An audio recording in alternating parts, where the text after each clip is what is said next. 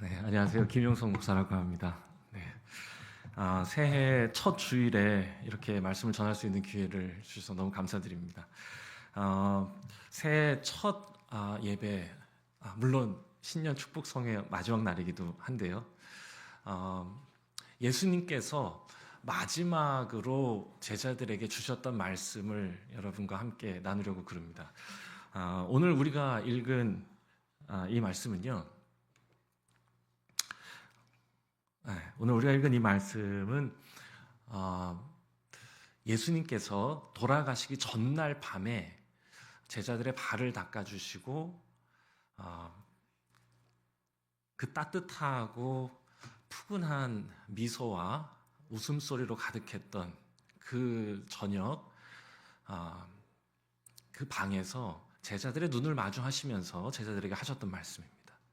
그러니까 아마 이렇게 발을 닦아주는 세족식을 하면 우리는 어렸을 때 이제 요즘은 세족식을 잘 안 하는 것 같은데 세족식 할 때 좀 너무 엄숙하게 하는 경향이 있습니다. 그런데 가만히 생각해 보면 예수님의 그 마지막 저녁, 돌아가시기 바로 전날 밤 제자들은 모르고 예수님은 아셨던 바로 그 엄중한 저녁에 예수님께서는 매우 신중하고 과묵하게 딱딱한 표정으로 제자들을 마주하셨을까? 그렇지 않아요. 갑자기 식사를 하시다가 생각이 난 겁니다. 내가 십자가 지는 의미를 제자들에게 어떻게 하면 알려줄 수 있을까? 여러분 새로운 아이디어가 번뜩 떠오르면 여러분들은 미소가 이렇게 핫 퍼지세요? 아니면 인상이 구겨지세요? 미소가 퍼지죠. 아마 예수님도 그러셨을 것 같아요. 갑자기 미소가 이렇게 하면 아이고 잠깐만. 이러더니 밖에 가셔서 웃옷을 벗으시고 허리에다가 이렇게 수건 묶으시고 이렇게 해가지고는 물을 떠와가지고는 제자한테 가서 베드로한테 가서 발 닦아준다 그럽니다. 그러니까 베드로가 처음에는 막 손사래를 쳐요. 아니라고. 그런데 예수님께서 야 내가 이거 너 안 닦아주면 내가 너랑 아무 상관이 없는 거야. 내가 가르쳐줄 게 있어서 그래 닦자 이랬더니 베드로가 거의 농담처럼 하는 말이 있지 않습니까? 뭐라고 농담해요? 저 목욕시켜주세요. 라고 얘기합니다. 이게 그런 분위기예요. 가벼운 분위기. 예? 그러니까 막 웃고 발 만져주면 또 좋고 감지럽고 이러니까 얼마나 제자들이 막 웃고 막 아유 왜 이러세요 이러면서 겸연쩍고 이렇게 따뜻한 저녁. 다 발을 닦아주신 예수님은 그 행복해하는 제자들의 눈을 이렇게 마주하면서 마지막으로 이 말씀을 주신 겁니다. 예수님의 일생을 갈무리하는 한마디. 그러니까 예수님의 많은 말들 중에 하나가 아니라 예수님의 많은 말의 결론입니다. 저는 이 말씀이 예수님이 이 땅에 오신 이유와 목적을 담고 있다고 읽었습니다. 왜냐? 우리는 마지막 유언의 말씀으로 우리 자식들에게나 가족들에게 전할 때 우리는 내 인생의 무게를 담아서 자녀들에게 주지 않습니까? 예수님께서 이 땅에서 사셨던 33년의 시간, 하나님의 뜻을 위하여 헌신했던 그 모든 삶을 응축하여 제자들에게 꼭 이 한마디를 하시고 싶으셨던 거예요. 오신 이유이기도 하다. 그리고 우리에게 가르쳐줄 단 하나의 메시지. 서로 사랑해라. 그러니까 우리가 이 말씀을 진짜 깊이 새기고 하나님 앞에서 살아가는 게 저는 성도로 살아가는 것이다 라고 생각했습니다. 성도로 살아간다는 건 가만히 생각해 보면 하나님의 뜻을 지키면서 사는 것입니다. 그러니까 하나님의 뜻을 따라 사는 거예요. 저는 모태신앙입니다. 저희 아버지 목사님이시고요. 저희 형도 목사고 저도 목사입니다. 네. 감신 68학번 동기 CC로 저희 아버지 어머니 결혼하셨고요. 그리고 그 아들 둘이 나왔는데 큰 애가 아니지 저희 형이니까 저희 형은 92학번 저는 93학번 형은 미국에서 목회하고 있고 저는 여기 한국에 이렇게 있습니다. 저희 아버지 모르실 텐데요. 저희 아버지 성함은요 김기자 택자 쓰십니다. 근데 그런데요. 네. 어려서 교회가 너무 좋았어요. 저는 지금도 그 옛날에 저희 아버지께서 목회하시던 그 교회에서 함께 막 신앙생활하던 그때가 떠오르고 생각납니다. 아마 지금 우리 이 능곡교회에서 신앙생활하시는 분들도 아마 오랜 시간이 지나서 혹은 과거로부터 꽤 오랜 역사를 가진 교회니까 따뜻한 기억으로 여기 계속 신앙생활하고 계신다고 저는 생각합니다. 저도 그랬거든요. 근데 그때 와 기도하고 이럴 때 얼마나 뜨겁게 기도했냐. 하나님의 뜻대로 살겠습니다. 정말 간절하게 제가 기도했습니다. 울면서 막. 네. 근데 솔직하게 고백하겠습니다. 하나님의 뜻대로 사는 게 뭔지를 몰랐습니다. 말은 그렇게 하는데 이게 규명이 안 되는 겁니다. 하나님의 뜻대로 살고는 싶은데 어떻게 사는 게 하나님의 뜻대로 사는 건지 모르니까 복잡해요. 그래서 가만히 고민했습니다. 이게 제 평생의 고민이기도 하다 생각했는데 일단 저는 이렇게 생각했어요. 적어도 내가 하나님의 뜻대로 산다는 건 신앙생활을 열심히 하는 수준은 넘어서야겠다. 아니, 신앙생활을 열심히 하는 건 당연한 거고 하나님이 우리에게 바라시는 건 신앙생활을 열심히 하고 예배 열심히 드리고 기도 열심히, 그거 당연히 원하십니다. 성실하게 한 해를 살아가신 여러분들 되길 바랍니다. 그런데 그게 하나님의 궁극적인 뜻은 아니겠다. 왜? 하나님은 교회를 창조하신 분이 아니라 세상을 창조하신 분입니다. 그래서 우리가 힘써 지켜야 할 하나님의 뜻은 종교 생활을 열심히 하는, 그게 아니라 세상을 만드신 하나님의 그 궁극적인 목적을 다하며 사는 것이다. 여기까지는 제가 이제 접근했습니다. 그러니까 우리가 예배를 열심히 드리는 것의 목적이 있는 거야. 예배를 열심히 드리는 것이 목적이 아니야. 우리 신앙생활에. 기도를 열심히 하고 찬양 큰 목소리를 불러야 되는데 그것이 하나님 기뻐하시는 목적이 아니라 그것을 통해 우리가 이루기를 바라시는 하나님의 뜻이 있습니다. 성경에 보면 하나님은 세상을 창조하신 분이라고 하는데 태초에 하나님이 천지를 창조하시니라. 그리고 나오는 말씀이 뭡니까? 이 세상에는 흑암과 혼돈으로 가득했다고 나와요. 그러니까 하나님이 어떻게 흑암과 혼돈으로 가득한 세상에 하나님이 말씀하세요. 그러면 뭐가 나타나게 되죠? 흑암과 혼돈이 빛과 질서로 나타납니다. 그러니까 하나님은 뭘 창조하신 분이냐? 질서를 창조하신 분입니다. 무질서하게 어둠으로 가득했던 우리의 삶에 말씀이신 예수 그리스도가 찾아왔을 때 우리의 삶에 무엇이 나타났습니까? 그 전에는 없었던 빛과 질서가 나타났죠. 맞아요. 하나님이 성경을 통해 우리에게 주시고자 하시는 말씀의 핵심적인 메시지, 하나님의 말씀이 있는 곳에, 하나님의 임재가 있는 곳에, 예수 그리스도가 있는 곳에 어둠의 권세는 물러나고 빛의 역사가 나타난다. 그러니까 세상은요, 아름다운 빛과 질서, 하나님이 창조하신 아름다운 빛과 질서로 가득하다고 생각했습니다. 여러분, 우주를 말하는 단어가 있습니다. 영어 단어. 우리는 우주를 영어 단어로 하라고 그러면 우리 핸드폰도 갤럭시, 스페이스, 유니버스 뭐 이런 거 있잖아요. 그런데 과학자들은 우주를 뭐라고 부르는지 아세요? 질서라고 부릅니다. 코스모스라고 부르거든요. 코스모스의 뜻이 질서란 뜻이에요. 카오스가 혼돈이고요. 카오스의 반대말이 헬라어로 코스모스입니다. 우주가 질서로 가득하다고 과학자들도 말해요. 왜? 가만히 들여다보니까 우주는요, 미세 조종이 필요 없는 완벽한 균형과 질서로 가득하거든요. 이건 놀랍다는 거예요. 과학자들이 말하는 것도. 정말로요, 세상을 가만히 들여다보면 세상은 하나님이 창조하신 그 아름다운 질서로 가득하다는 걸 우리는 다 알게 됩니다. 그 어느 것 하나도 질서를 어기지 않아요. 아무리 힘이 세다고 자기 멋대로 하는 건 아무도 없습니다. 온 세상 보세요. 나무가 땅 파고 자라는 거 보셨어요? 아니, 물고기가 막 하늘을 나는 거 보셨어요? 아니요, 물고기는 바닷속에 있고요. 나무는 하늘을 향해 자라납니다. 그리고요, 초원에서 제일 힘센 사자는 얼룩말을 먹거든요. 그런데 얼룩말을 먹는데 힘이 너무 세요, 쟤는. 그래서 제가 최상위 포식자라고 그럽니다. 그래서 쟤를 먹는 동물이 없어요. 그러니까 쟤는 항상 먹고 싶으면 먹을 수 있는 애입니다. 모든 것이 자기 마음대로예요. 그런데요, 이 사자와 얼룩말이 살아가는 초원에서 신기한 현상이 발견됩니다. 이런 겁니다. 자, 다시 한번 보여드릴 테니까 이렇게 너무 메마르게 하지 마시고, 네, 이 사진을 보여주시면, 원래 이게 원래 일반적인 사진이잖아요.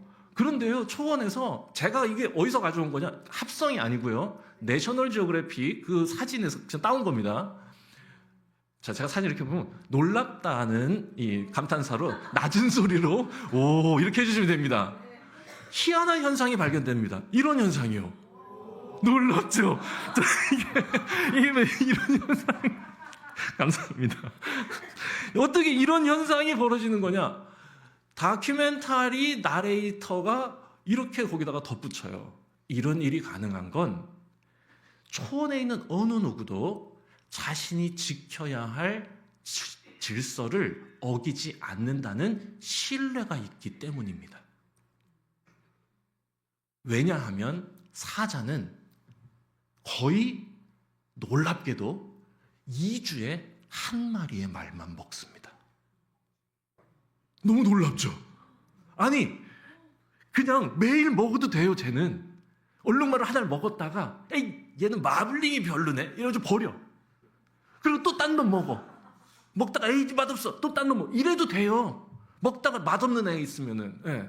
그런데 놀랍게도 사자는요, 2주에 한 마리만 먹는데요. 그러니까 어제 먹은 사자 옆에서 물 먹을 수 있어요. 잠자고 있는 사자의 코털을 건드린다고 그러죠. 건드려도 돼요. 실제로 잠자고 있는 사자 옆에 와서 풀 뜯어먹는 얼룩말이 있어요. 왜? 어제 먹은 줄 알거든요. 그러니까 쟤네 자꾸 자는 거야. 자꾸 보면 먹고 싶을 것 같으니까 사자들은요 거의 21시간 잔답니다. 맨날 잠만 자게 얘네들은. 왜? 질서를 지킵니다. 다. 그리고요 오해받는 동물이 있어요. 예, 돼지요. 돼지는 먹고 싶은 대로 먹지 않나요? 이렇게 생각할 수 있는데요. 아닙니다. 돼지는요 자기 위에 80%가 차죠. 그러면요 그때 아무리 눈앞에 산의 진미가 있어도 한 입도 먹지 않는답니다. 감사합니다. 이 아름다운 태도를 가지셨습니다. 학습 능력이 매우 좋으신데요. 80%가 차죠. 안 먹어요. 그러니까 쟤는요 생긴 것 때문에 오해받는 애예요. 그러니까 막 너무 개걸스럽게 먹는 사람 보고 너 왜 이렇게 돼지같이 먹냐 이러면요 듣는 돼지가 굉장히 서운한 것입니다. 앞으로는 어떤 사람에게 그런 말을 써야 되냐? 먹다가 나 오늘부터 다이어트야 이러면서 반 공기 먹고 딱 숟가락 내려놓는 사람. 어마어마한 사람 아닙니까? 그 사람에게 와, 너 진짜 돼지 같다. 이렇게 그렇게 말하는 게 맞아요. 그러니까 제가 지금 이렇게 얘기하는데 지구상에요 어떤 존재들도 하나님의 창조된 어떤 피조물도 하나님이 정하신 질서 그 룰에서 벗어나지 않아요. 그런데 이 우주에 단 하나 인간은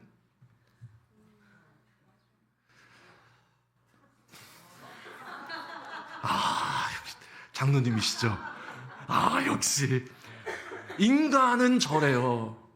인간은요 모든 동물들은 그냥 먹거든요. 근데 인간은요, 죄송합니다. 좀 속된 말을 쓰겠습니다. 처먹습니다. 먹고 또 먹어요. 배가 찢어지는 줄도 모르고 더 먹어요. 남이야 어떻게 되건 말건 자기만 생각해요. 극도로 이기적이고 극도로 자기중심적입니다. 인류학이, 사회학이, 역사학이 정리해낸 인간의 특징, 지독하게 이기적이다. 호모 사피엔스라고 하는 책이 있는데 그 책에서 유발 하라리라고 하는 이 사람 기독교인도 아닙니다. 근데 이 사람이 한마디로 사피엔스를 뭐라고 표현하냐? 지독하게 자기중심적이고 너무 잘나서 저만 아는 괴물 같다라고 표현합니다. 성경은 여기에 관심 갖는 겁니다.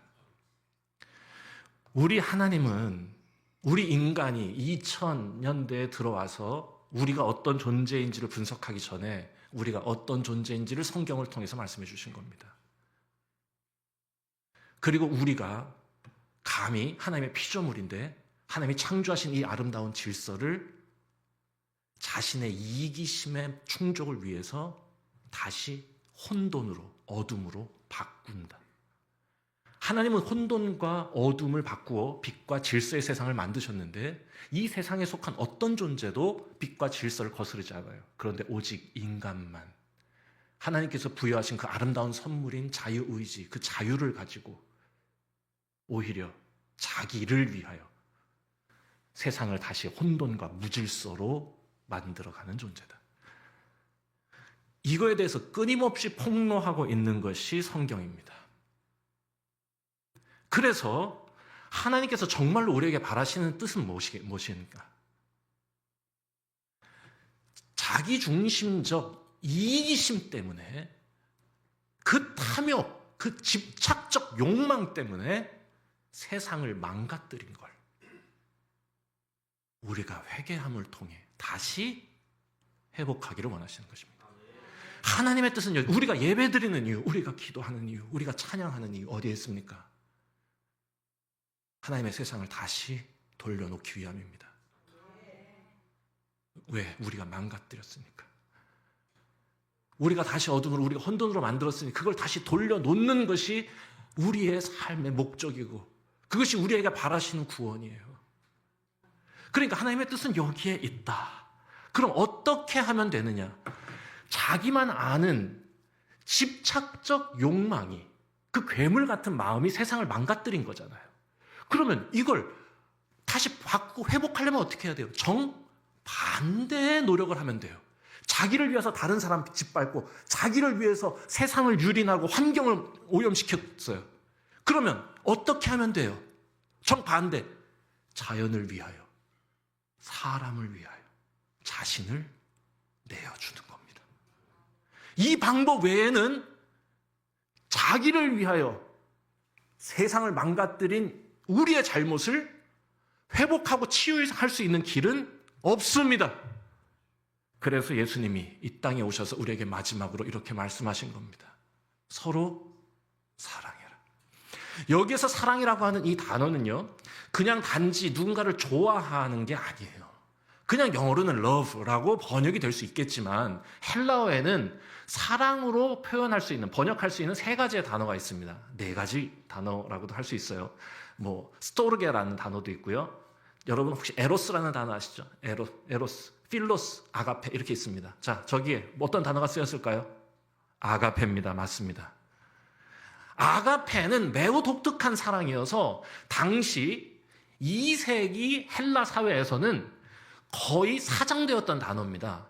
그런데 예수님의 사랑을 하려다 보니까 에로스로 표현할 수가 없어. 에로스는 남녀 간의, 이성 간의 사랑이에요. 내가 너희를 에로스 한 것처럼 너희도 서로 에로스 하면 우린 다 하고 있지요? 그러면 세상이 바뀝니까? 안 바뀌어요. 그러면 필로스는 되게 위대한 사랑이에요. 필로스는 우정 같은 거예요. 마음을 나누는 거예요. 서로를 존중하는 거예요. 그냥 단지 막 감정적으로 뜨거워지는 게 에로스고요. 필로스는 지성적 사랑이라고 할 수 있습니다. 이건 되게 위대한 사랑이죠. 그런데 이건 위대하지만 이것만으로도 세상은 바뀔 수 없어요. 왜? 우리가 이미 저지른 게 너무 많아. 그래서 예수님께서 이 땅에 오셔서 우리에게 보여주신 겁니다. 하나님이 그 아들을 보내셔서 우리에게 말씀하신 것입니다.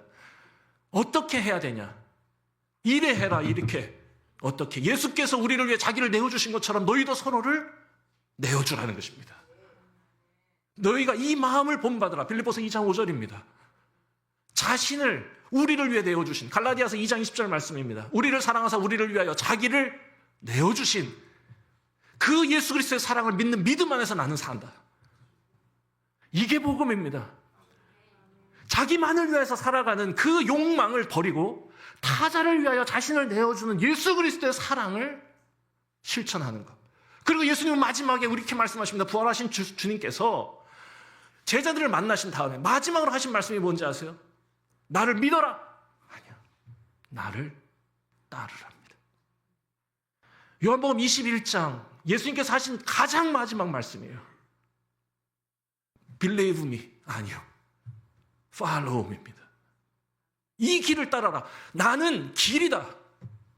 나는 진리다. 나는 생명이다. 나로 말미암지 않고는 아버지께로 갈 수 없다. 이 길을 따라오라는 거예요. 타자를 위해 자신을 내어주는 사랑.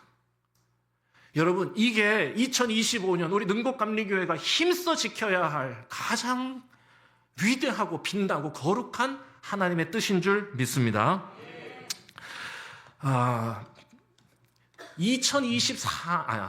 지금 2024년 지났죠. 2025년인데 21년 전 오바마라고 하는 사람이 미국 대선 후보였던 당시에 존 캐리라고 하는 후보가 미국의 민주당 전당대회를 이제 이렇게 딱 벌리고 자기의 대선 후보 수락 연설을 하려고 했어요.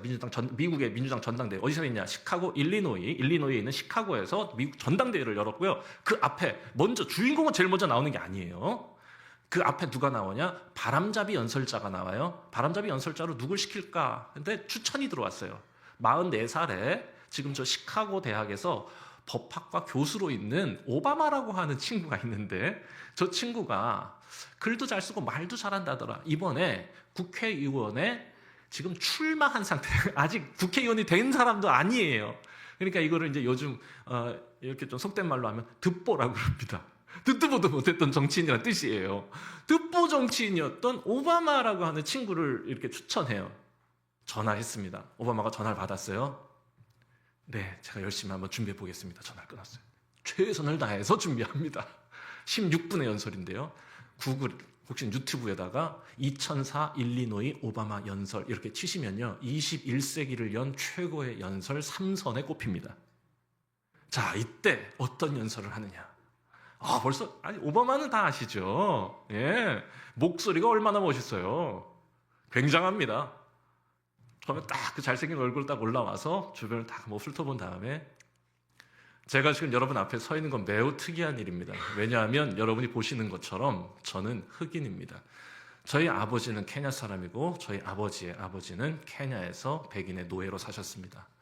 다행히 하나님의 은총을 입어서 저희 아버지는 미국에서 공부할 기회를 얻으셨고, 공부하시는 동안 사랑하는 저희 어머니를 만나 하와이에서 저를 낳으셨습니다. 그리고 제 이름을 축복받았다라는 뜻의 버락, 이 독특한 이름을 지어주셨습니다. 미국이라는 이 자유의 나라에서는 이런 독특한 이름을 갖고도 절대로 차별받지 않고 성공할 수 있다는 믿음이 있으셨던 거죠. 벌써 오프닝 좋죠? 기가 막힙니다. 너무 멋있어. 그런데 그 기대와 달리 자기 힘들게 살고 부모님께 버림받고 뭐 이런 얘기가 쫙 나와요. 그 과정에서 민주당의 정책이 어떻게 이런 소수자들 혹은 소외된 사람들을 잘 돌봤는지 쫙 16분이 이어지는데, 이것도 명문인데요. 이 연설의 백미는 마지막 부분입니다. 마지막 부분에 이렇게 나와요. 여기가 너무 멋있는데 뭐라고 얘기하냐?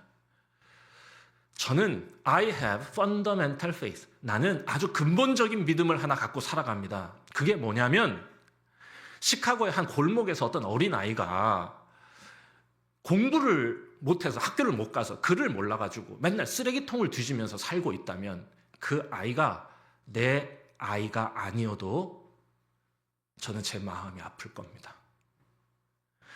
어느 시카고의 빈민가에 할아버지가 빈 지갑을 보면서 당장 급한 약을 사야 할지, 밀린 방값을 내야 할지 고민하며 울고 계시다면, 그분이 제 아버지가 아니어도 저는 제 경제적인 삶의 위협이라 느끼겠습니다.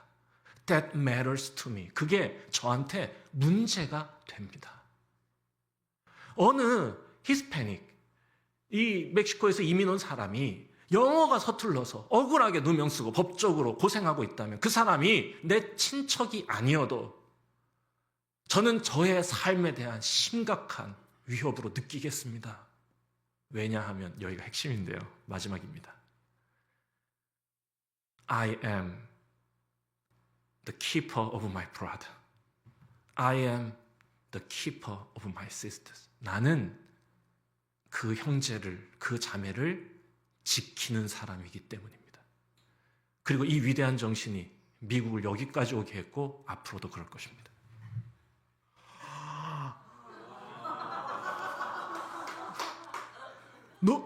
적당히 멋있어야 되는데 너무, 그러니까 사람들이요 박수를 잘 못 쳐요. 이렇게 했다가 조금 있다가 쫙 하고 박수를 칩니다. 그리고 그 다음날 모든 미국의 일간 신문이 헤드라인으로 뭐를 잡느냐. 여러분, 그게 지금 존 캐리 후보의 대선 후보 연설장이었죠.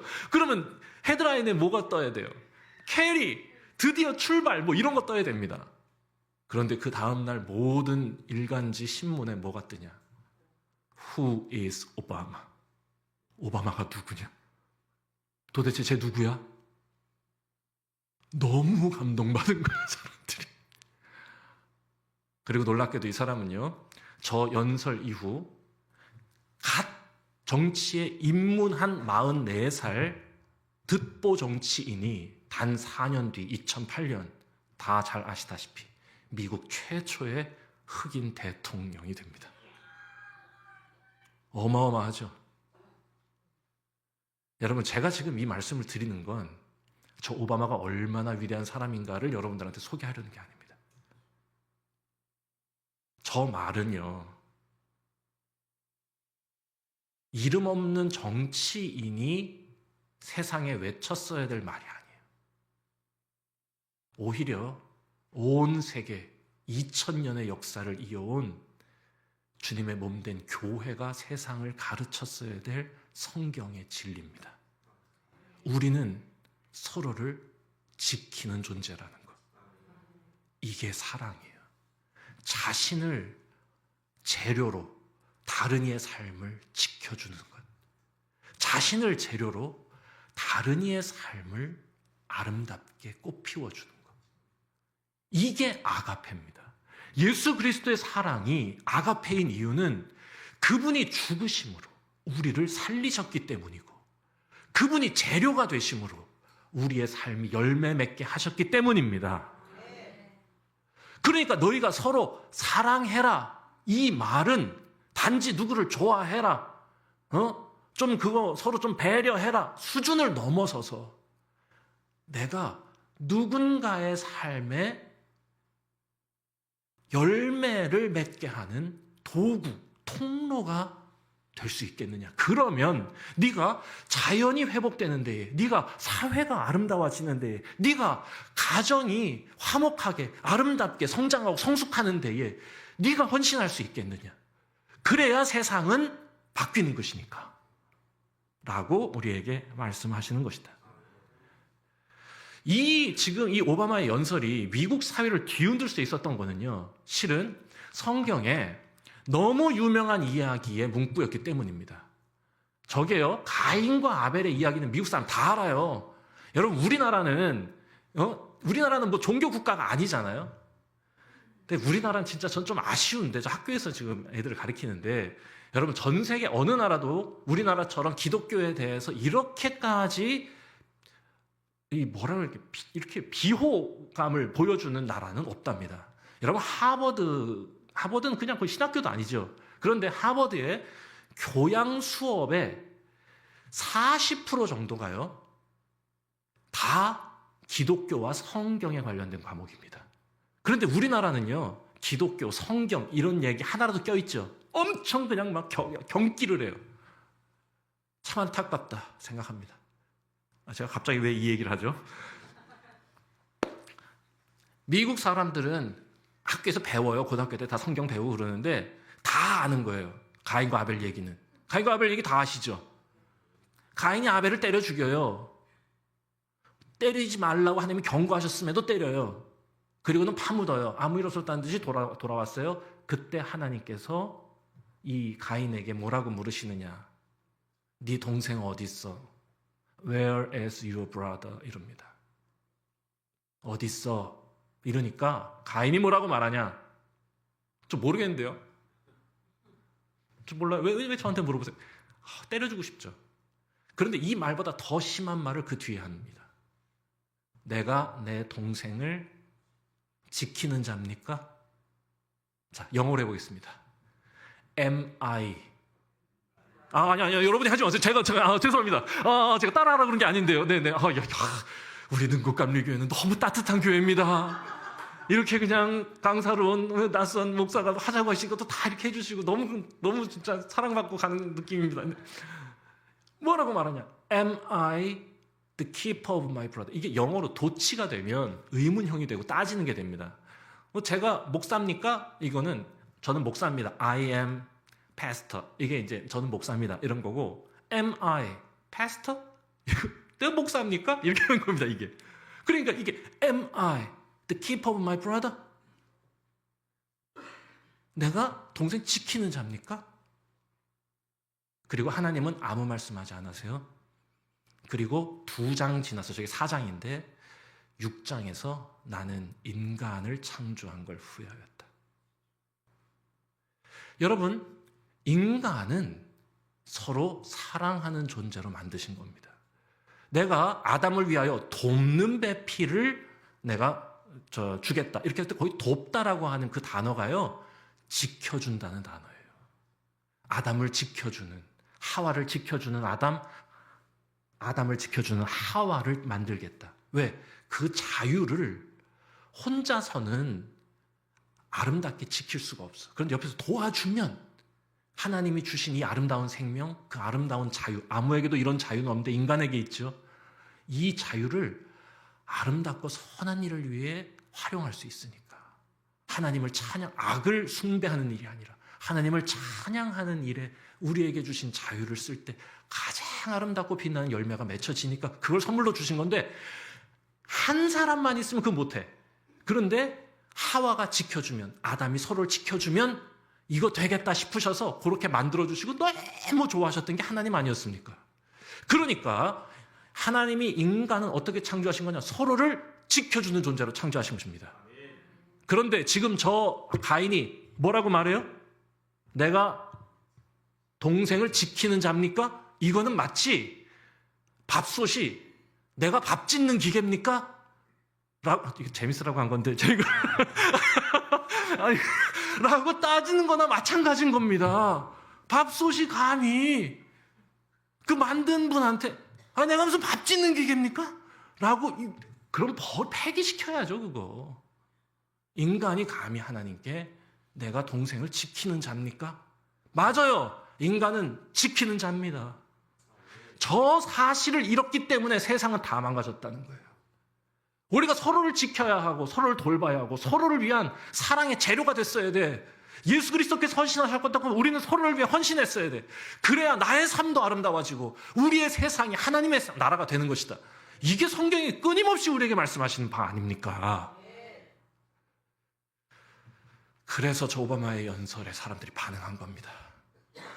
저는 그 연설을 보면서 감탄도 했지만, 너희가 말하지 않으면 내가 돌들로도 외치게 하겠다 하신 말씀이 생각났어요. 교회가 저 얘기 안 하니까, 서로를 지켜야, 우리는 서로를 지켜주는, 서로를 위해 자신을 헌신하는 존재라는 거. 힘들죠, 이런 얘기 하는 게.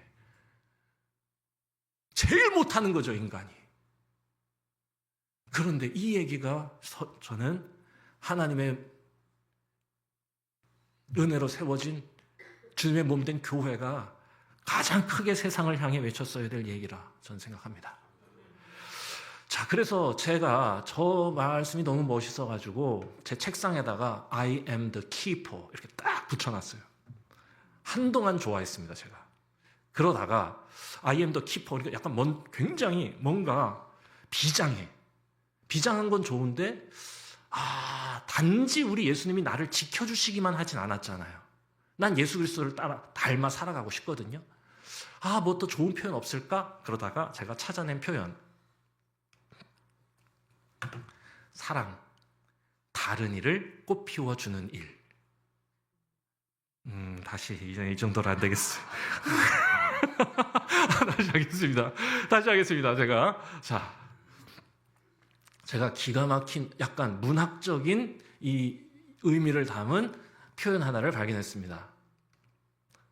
다른 이를 꽃피우는 일.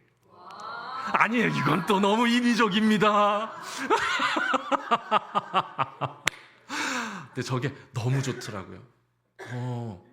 내가 주님을 닮아 살아간다고 하는 건, 여러분, 이게 모태신앙들 많으시죠. 오래 신앙생활 하시는 분 많으시죠. 우리 교회 80년 넘은 교회니까. 예수 그리스도를 닮아간다는 게 뭔지를 스스로 자꾸 규명하지 않으면 한 걸음도 예수님께 갈 수 없어요. 그래서 저는 계속 그렇게 규명하려고 하는 겁니다. 나는 지키는 자다. 나는 가족을 지키는 자고, 나는 내 아내를 지키는 자고, 나는 교회를, 성도를 지키는 자다. 계속 생각했는데 이것만으로 부족한 것 같아요. 왜냐하면 우리 예수님은 만나는 사람마다 그 사람의 삶을 변화시켜 주시고 그 사람의 삶의 아름다운 변화, 꽃피는 삶을 선물해 주셨거든요. 삭개오의 삶이 변해서 꽃피었죠. 바디메오가 눈 뜨게 해달라고 해서 눈 뜨고 일어나 걸었죠. 그러니까 예수님은요, 만나는 모든 사람을 꽃 피워 주셨어요. 그러면 그럼 나도 저게 맞겠다. 그래서 그 표현을 자꾸 찾다가 저거다. 꽃 피워주는 거다. 야, 너무 좋죠. 실은 저거 제가 찾은 단어가 아니고요. 유행가에서 찾은 표현입니다. 유행가에서 제가 저 노래를 들었어요. 김진호라고 하는 가수가 가족사진이라고 하는 노래를 불러요. 그런데 저게 이제 23살 때 지은 노래라고 하는데, 아버지가 좀 일찍 여의고 어머니랑 같이 살았어요. 근데 어머니가 좀 나이 드시고 자기도 이제 청년이 됐는데 가족사진을 보다가 옛날 젊은 시절의 아버지를 본 거예요. 그랬더니 자기랑 너무 닮았어. 그래서 가사에 이렇게 씁니다. 아빠를 닮아 있네, 이렇게 적어요. 그때부터 약간 울컥해. 그런데 아빠의 젊음은 나에게 와 있는데 그럼 엄마의 젊음은 어디 간 거지? 이걸 생각하면서 시를 써요. 그게 저 시 가사인데 저게 후렴구입니다. 나를 꽃 피우기 위해, 벌써 좋죠? 걸음이 되어 버렸던, 나를 빛나게 하시기 위해 자신을 불태운 흘린 그 시간들을 이제 내가 깨끗이 모아서, 이젠 제 순서입니다, 어머니. 당신의 웃음꽃 피우길 피우길, 이걸요 엄청 막 세게 불러요. 너무 감동해서 엉엉 울었습니다, 진짜. 제가 한 수십 번 들었어요, 이거. 30번 들을 때까지 계속 눈물이 나더라고요. 차에 타는 사람 있으면 내가 기가 막힌 노래 찾았다, 들어봐. 맨날 그렇게 하니까 집사람이 작작하라 그러더라고요. 30번쯤 들었을 때까지 엄마 생각하면서 울었어요. 우리 어머니가 나를 위해서 기도하시고 나를 위해 헌신해 주신 그게 다 생각이 나가지고 그렇게 울다가 30번이 넘어가는 시점에 제가 굉장히 뿌듯해지는 거예요. 영서가 너 목사 같아, 이런 생각이 딱 들었는데요. 제가 이걸 누구랑 연결시켰겠어요? 우리 예수님하고 연결시키게 되는 거예요. 나를 꽃 피우기 위해 걸음이 되어 버렸던 흘린 그 시간들을 내가 깨끗이 모아서 당신의 웃음꽃 피우길 피우길. 와, 그때부터 감사합니다. 아니, 다른 눈물이 나는 겁니다. 저 노래를 CCM으로 받아들이고 싶습니다. 전날부터 제 인터넷의 아이디 이런 거 전부 다 꽃 피우는 사람으로 바꿨습니다. 나는 예수 그리스도를 닮아가는 사람이다. 하나님은 나를 부르시고 나에게 은혜 주셔서 저만 아는 괴물로 살아가지 않고 예수 그리스도를 닮은 주의 자녀로 살게 하시는 분 아닌가. 그러니 예수님께서 다른 사람을 위해 자신을 내어주셔서 다른 사람, 나를 꽃 피워주신 것처럼 나도 내 안에 그분이 사시면 나도 내 주변에 있는 사람 꽃 피우며 살겠다. 그런 다짐으로 꽃 피워주는 사람이라고 다시 붙여놨습니다. 이게 세상을 바꾸는 길입니다. 저는 우리 이 능곡교회 모든 성도들이 서로를 위해 존재함을 잊지 않고 우리는 서로를 지키는 존재라는 걸 실천하며 살아가는 한 해가 되기를 바랍니다. 우리가 이곳에 모여서 예배하는 이유는 나 하나 구원받기 위함이 아니라 우리 서로를 지켜주는 존재로 사는 거예요. 나 때문에 신앙생활 잘할 수 있도록, 내 덕 볼 수 있도록. 그래서 내가 재료가 되어서 다른 이들이 즐겁게 행복하게 영광스럽게 빛나게 신앙생활을 할 수 있도록 서로를 지켜주고 꽃 피워주는 존재로 살아가는 일입니다. 제가 제 첫사랑 얘기하고 마치도록 하겠습니다. 저는 1991년 12월 24일에 제 첫사랑, 저희 교회의 박인순 권사님 셋째 딸 홍병진이라고 네, 박인순 권사님 셋째 딸, 저보다 1살 어린 홍병진이라고 하는 친구에게 내 인생 첫 고백을 합니다. 제가 고등학교 2학년 겨울방학입니다. 저게 고3이 되던 겨울이에요. 실은 저는 그 친구를 중3 때부터 좋아했습니다. 중3 때 키가, 저희가요 중2 때까지 키가요 147이었습니다. 지금은 181입니다. 하나님 감사합니다. 그런데 엄청 자란 거예요. 그리고 그때부터 11cm씩 3년을 늦게 자란 거죠. 그런데 남자들은 다 아실 텐데 이게 2차 성징이 나타나기 시작하면 털도 나고 키도 커요. 그러면서 또 자라나는 게 있어요. 여자에 대한 마음이 자라납니다. 그래서 첫사랑이 그때 나타나는 거예요. 그때 제 눈에 딱 들어온 여자가 바로 박인숙 선생님 셋째 딸 홍병진이었습니다. 저는 키가 147인데 그 친구는 저보다 한 살 어림에도 불구하고 이미 키가 159였습니다. 그러니까 누가 봐도 제가 동생 같으니까 저는 뭐 가서 얘기는 못하는 거고 혼자 좋아하면서 그냥 계속 위성으로 살았어요. 괜히 가가지고 이렇게 야, 나 회장할 건데 너 부회장 해볼래? 야, 나 중창단에서 테너 할 건데 너 엘터 한번 해볼래? 너 글씨 잘 쓴다. 같이 우리 문집이나 만들어 볼래? 뭐 이러면서 어떻게든 홍경진과의 시간을 늘리는 데에 저의 모든 에너지를 다 쓴 것이지요. 그렇게 3년을 지내고 이제는 제가 고3이 되려 했을 때 제 눈에 저렇게 이쁜 홍병진, 솔직히 그 친구가 제 가까이 오면요 신기하게도 제 눈에 이 아웃포커싱이라고 혹시 아세요? 그 사람만 보이고 주변이 뿌얘지는 현상입니다. 오, 저는 제 몸에 그런 능력이 있다는 걸 그때 처음 알았어요.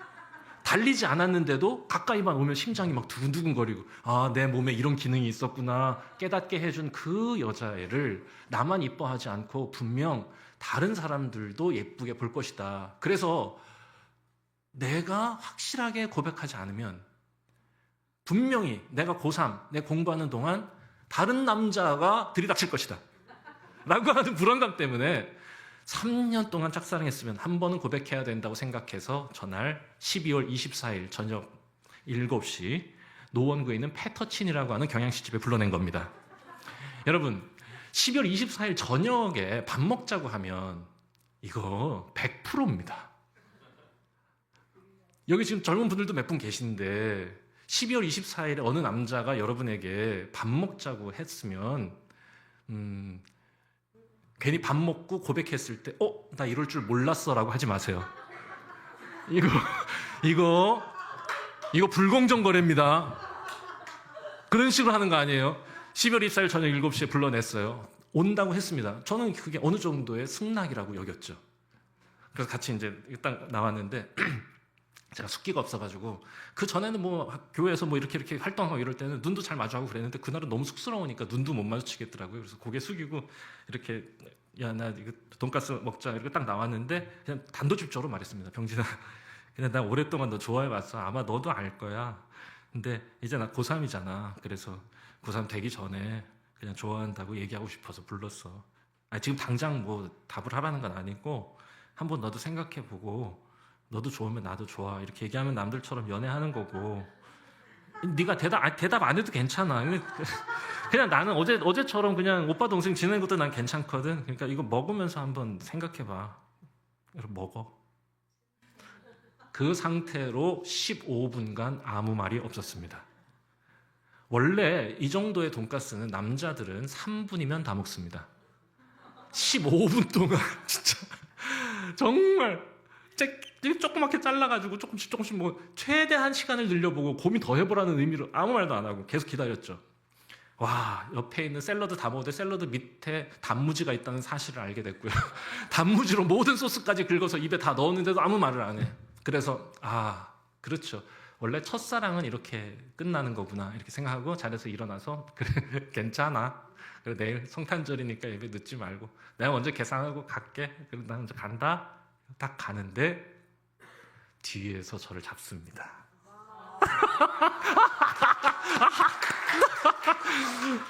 너무 좋아가지고 자리에 딱 앉았어요.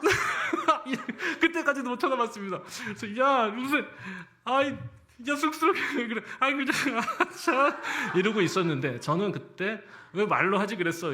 그때 제가 바란 반응은 평상시처럼 그냥 퉁명스럽게 그냥 쑥스러워서 그렇지 이렇게 할 줄 알았는데요. 그 너머에서 제가 눈도 못 마주치고 있는 저 너머에서 들려오는 목소리는요 울먹이는 소리예요. 이게 여러분 가끔 우리가 말할 때 너무 이상한 말을 하면 이게 마리아 방구야라고 그러죠. 방구 소리로 들렸습니다. 뭐라고 말하냐? 울먹이면서 내가 오빠를 좋아해도 되는지 몰랐어. 응? 이거 봐. 이게 방구잖아요. 이 정도면. 눈물이 그냥. 그래서 5분 동안 서 있었습니다. 그거 다 울었길래 다 울었어? 가자. 5분 동안 뭔 생각을 했냐? 아빠를 2살 때 잃었어요. 그리고 어머니랑 딸 셋이 찢어지게 가난하게 살았어요. 학교에서 급식 일하시면서. 아니, 목사집도 가난해요. 그런데 저는 한 번도 그런 생각 해본 적도 없어요. 그냥 홍명진이 예뻐서 좋은 거예요. 나는 그냥 네 오빠가 되고 싶었는데 너 아빠가 필요하구나 이런 생각이 들더라고요. 그래서 5분 동안 가만히 있다가 가자 이러고 딱 나왔거든요. 야, 지하였는데 1층으로 올라가는 층계를 딱 올라가는데요. 바깥에 가로등이 딱 켜있고 눈이 내립니다. 하나님 감사합니다. 가장 완벽한 세팅. 내 인생 첫 데이트를 이렇게 축복해 주시는구나. 버스 타고 집에까지 가면 15분이면 갈 거리인데요. 버스 안 타고 1시간 반 동안 걸어서 그 친구와 첫 데이트를 시작했습니다.